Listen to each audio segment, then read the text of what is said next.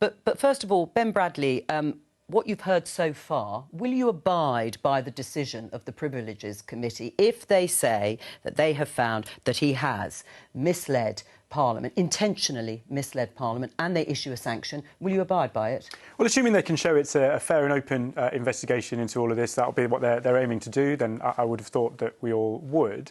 I'm not going to pretend I've read all of this. It came out about 20 minutes ago. But I do think, and it backs up what I've always said about this situation, which is that there's a big difference between saying the wrong thing and knowingly and intentionally saying the wrong thing. We all, as members of Parliament, rely on the briefings that we get, the staff and the people around us, to tell us what's going on. We can't be experts on everything. So I've always kind of given him that benefit of the doubt that he perhaps was told the wrong thing. I don't think there's any... Even though these were rules and guidance that were issued by his government, of which he was head. It's an incredibly complicated period of time in terms of those rules and guidance, and we all... The rules were clear. Ourselves, I knew what the rules were. But it's more a case of knowing what's going on in the building, isn't it? You can't expect him to do the room bookings in number 10. Though children are being taught about multiple gender identities as fact. Is that acceptable? Well, I think the latter is problematic because that is very contested. And you can get into all sorts of debates about that. But I think what Miriam's raised and the work she's done is important because it is fundamentally speaks to our values and what we teach our children. It's not just about political fighting, it's about what we teach our children and what kind of culture we want to embed in our young people. Now, that goes beyond any political argument. It might only be, and I imagine it is, just a small minority of people going off in different directions, but we don't know. That's she shouldn't be saying things that are untrue, Ben. All right, that's well, a problem. She's not here. Say things that are untrue. She's not here, and I'm sure you have messaged her about it. We know what this is about.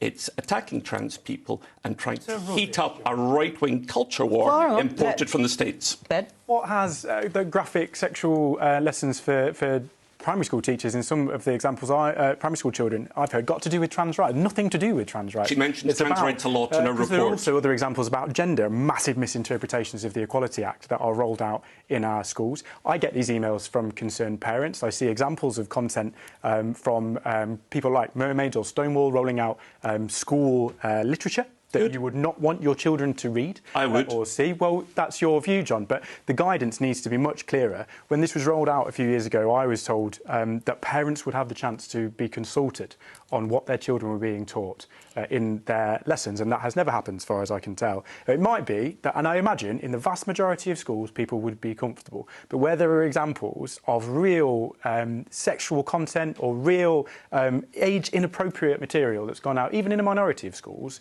that is really bad. It's not about culture. What about it? It's fundamentally about our values as a country. With every parent on this is dangerous. That's exactly the and point, worrying. that if you don't get clear central guidance, you put every head teacher in that position, they have to make decisions, and that's not right. There should be a minimum standard, and there's no ceiling. Currently, there should be a ceiling, but it is ultimately for parents to decide what they choose to teach their children in that space. What do you... I agree that the feedback is really important for a school to improve and to understand and for parents to understand, but that one-line rating, I'm a council leader, we have CQC and Ofsted inspections, it's huge pressure and you can, marginally fall the wrong side of a line and it's really difficult. So I do get that. I think, though, I would love to see, and I think they've moved slightly in this direction, Ofsted look more broadly at the culture of a school, at the things and the priorities that a school wants to deliver for their children, rather than this really prescribed central programme. To go to a school and say, what are your priorities, and judge them against that, because I think schools know best what's right for their kids. I mean, one of the recommendations, this is from the family of Ruth Perry, yes, is to halt the inspections until a review has been carried out, but also to remove some of the competitive nature, asking estate agents to remove all references to school ratings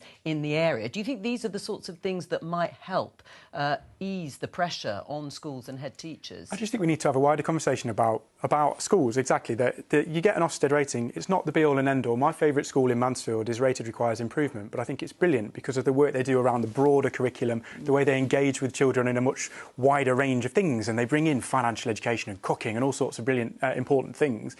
Ofsted don't think they're great, but parents know, parents love it, and I think there's just a more open conversation we need to have. It's the single biggest challenge every school tells me. How do I get my parents involved in the schools? Really difficult. That's all we have time for today. Thank you to all of my guests for joining me.